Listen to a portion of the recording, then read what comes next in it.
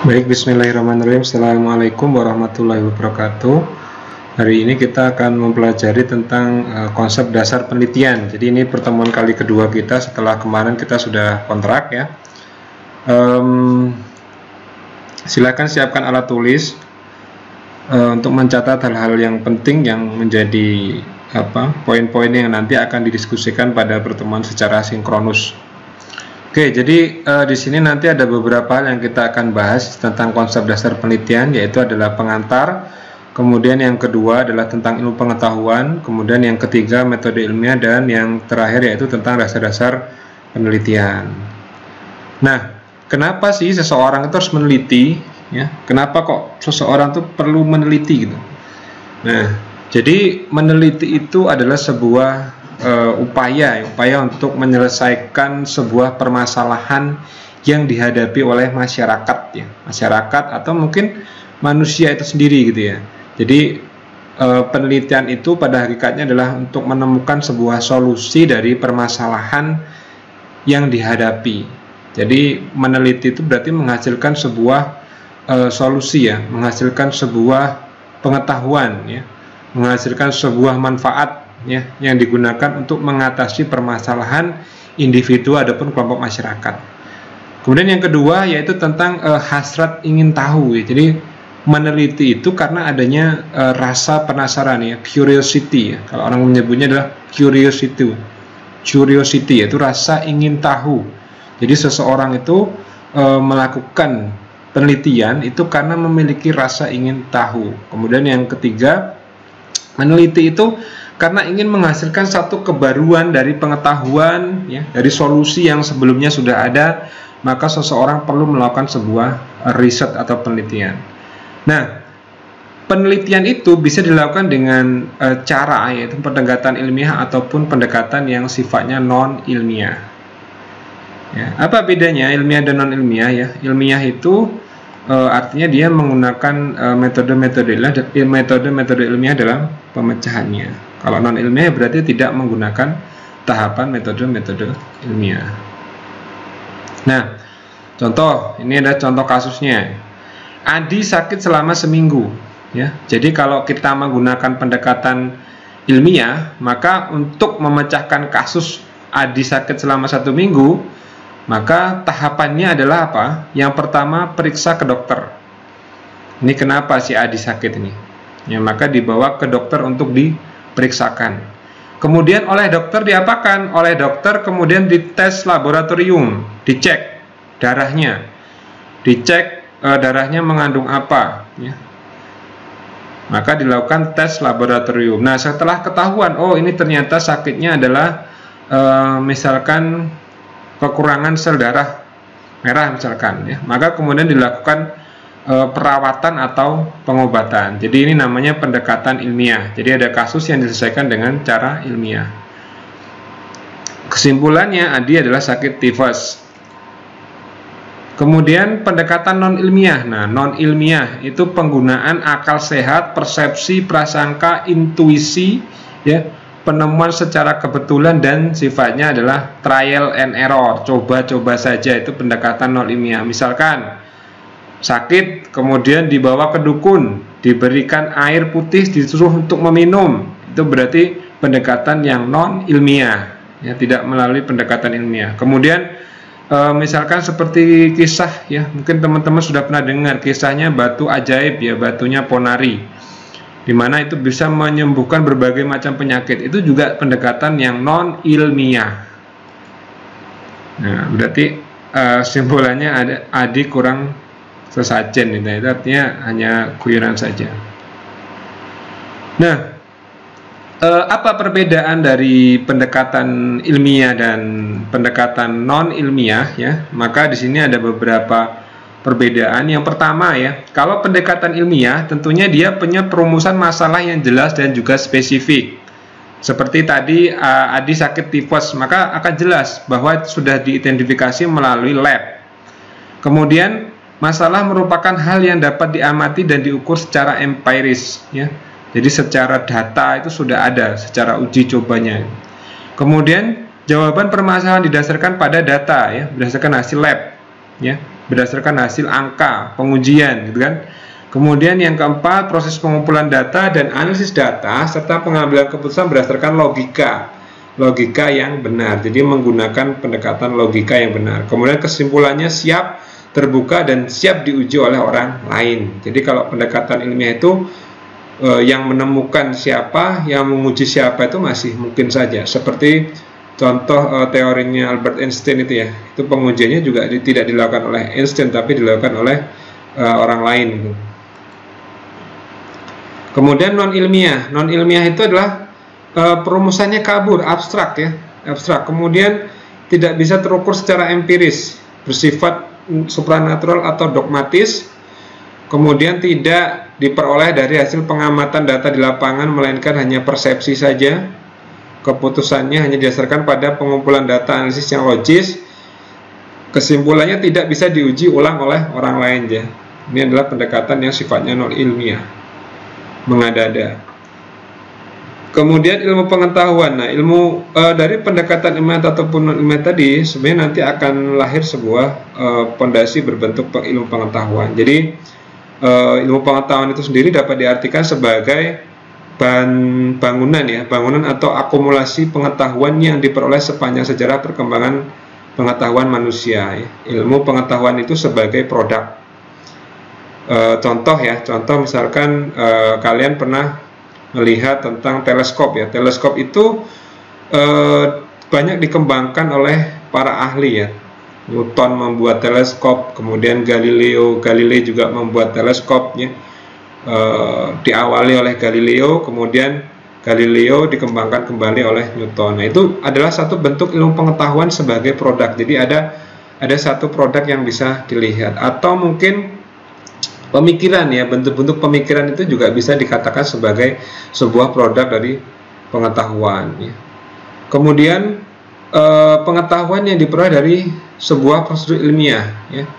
Ini disebut sebagai ilmu pengetahuan sebagai proses. Jadi ada tahapan-tahapan untuk mencapai sebuah pengetahuan itu sendiri ketika dia melalui sebuah prosedur ilmiah. Nah, apa sih fungsi ilmu dari pengetahuan itu? Ya, ilmu pengetahuan itu tentunya ya sangat berguna ya, sangat berguna sekali. Karena ilmu pengetahuan itulah yang menerangkan sebuah kejadian-kejadian atau gejala-gejala yang ada di alam. Ya.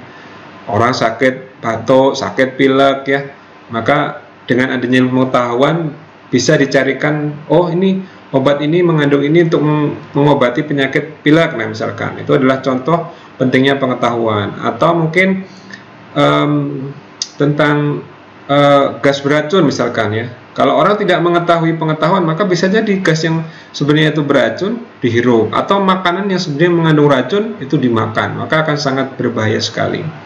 Maka penting ilmu pengetahuan itu untuk menerangkan gejala, termasuk kalau dalam fisika mungkin gejala fenomena kelistrikan, fenomena petir, fenomena cahaya, banyak sekali ya. Itu adalah fungsi ilmu pengetahuan. Kemudian memahami hakikat gejala, meramalkan kejadian yang akan datang, ini berarti memprediksi, termasuk mengendalikan gejala, mengatur gejala.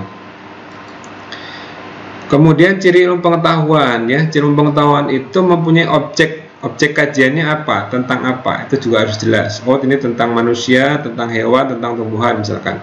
Kemudian mempunyai metode pendekatan, disusun secara sistematis dan bersifat universal. Itu adalah ciri dari sebuah ilmu pengetahuan.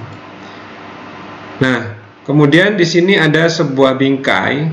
The world is more than the sum of its parts. Ya, what is the science? Ya, what is the science? Ini menurut Aristoteles. Ya, ini pemikiran ya.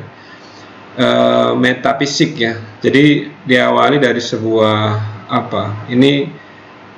sains klasikal ya.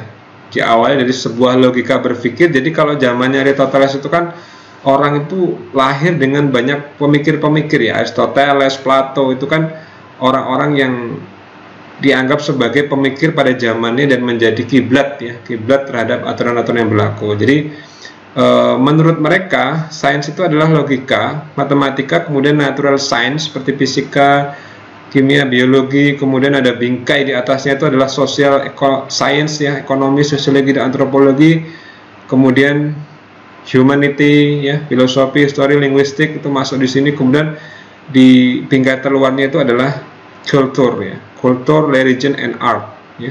Ini adalah bingkai menurut Aristoteles tentang apa itu science ya.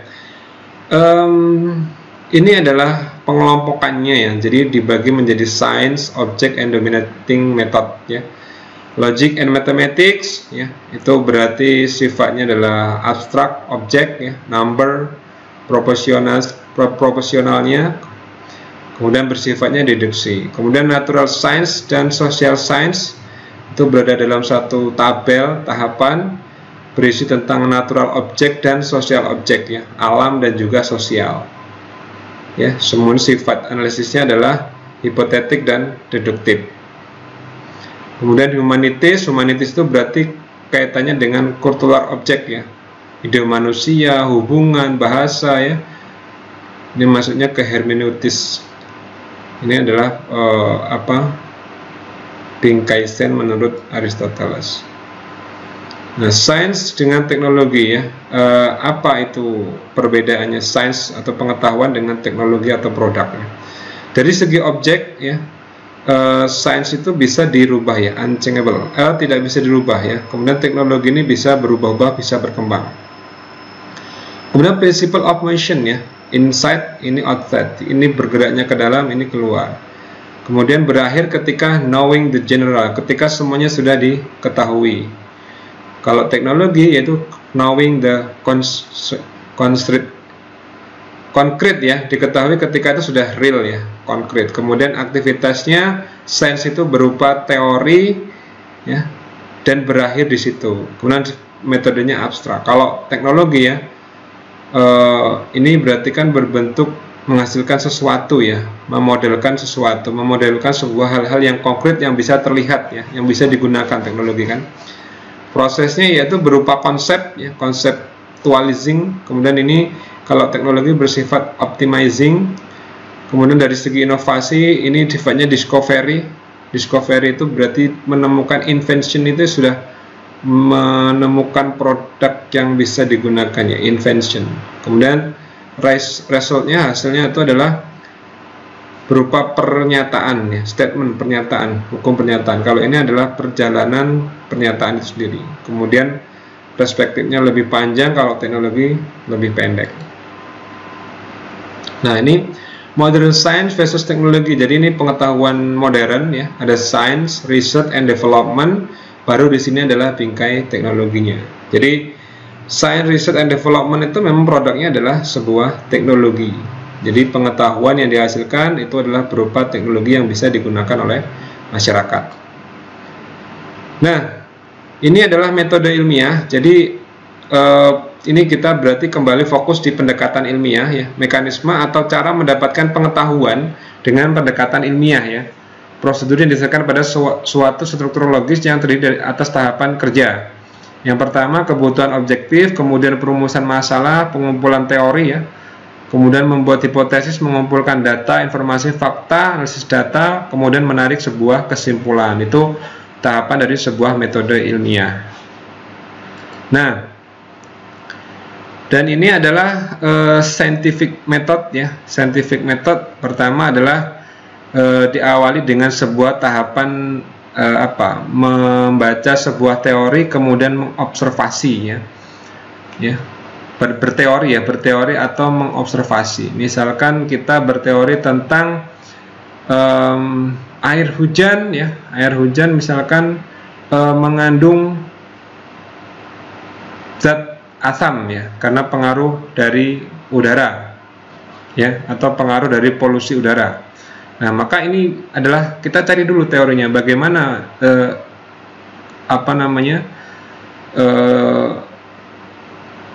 polusi udara itu bisa mengakibatkan air hujan menjadi bersifat korosif atau mengandung banyak asam. Nah, itu mungkin seperti itu. Kemudian kita berhipotesis seperti itu, bagi kita menduga-duga ya. Setelah menduga-duga, kita kemudian memprediksi, kemudian menguji dan membuat satu observasi baru ya. Setelah itu kita mengkonfirmasi teori kita apakah sudah sesuai dengan mungkin teori yang lama. Kalau tidak sesuai, maka akan menghasilkan sebuah teori baru. Ya, jadi ini tahapan yang kelima. Makanya di pembahasan itu harusnya memang sifatnya mengkonfirmasi apakah data kita ini bisa menghasilkan sebuah teori baru atau hanya memperkuat teori lama. Kemudian baru selection among and competing theories. Nah, ini adalah satu model scientific method ya. Oke, sifat metode ilmiah itu sendiri adalah efisien, terbuka, dan juga teruji. Kemudian di sini ada kasus atau masalah. Jadi silakan masing-masing dari kalian mencari atau memilih satu dari 3 masalah yang ada ini ya. Boleh milih tentang zonasi sekolah, boleh memilih tentang sekolah penggerak, boleh memilih tentang paradigma baru pembelajaran. Nah, setelah diklik nanti kita akan dibawa pada link ya, ini pada link seperti ini. Nah, ini adalah tentang sistem zonasi sekolah. Nah, ini Anda silakan baca, kemudian kemukakan apa masalah yang ada di dalam artikel ini, kemudian kemukakan solusi apa yang bisa Anda berikan, dan kemudian berikan prediksi atau hipotesa terhadap solusi yang akan diterapkan. Begitu juga yang kedua, masalah tentang program sekolah penggerak ya. Nanti linknya akan saya berikan. Nah, dari sini Anda silakan baca masalahnya apa, kemudian berikan solusi atau alternatif solusi, kemudian sampaikan dugaan dari solusi yang ditawarkan. Kemudian yang ketiga tentang paradigma baru pembelajaran di sekolah di era digital. Langkahnya sama, silahkan mengkaji permasalahan yang ada dalam artikel ini, kemudian ungkapkan bagaimana solusi yang bisa diterapkan. Dan yang ketiga adalah mengungkapkan prediksi hasil ya dari solusi yang diterapkan tersebut. Jadi itu terkait video penjelasan tentang pertemuan pertama ini. Ini adalah format tugasnya, bisa diikuti di sini. Jadi nama, NPM, tugas 1 menganalisis kasus dalam bidang pendidikan. Komponennya adalah masalah yang ditemui, rencana solusi, dan hipotesa. Silahkan dideskripsikan di kolom samping. Buat dalam bentuk file Word ya. Oke, itu saja. Terima kasih. Wassalamualaikum warahmatullahi wabarakatuh.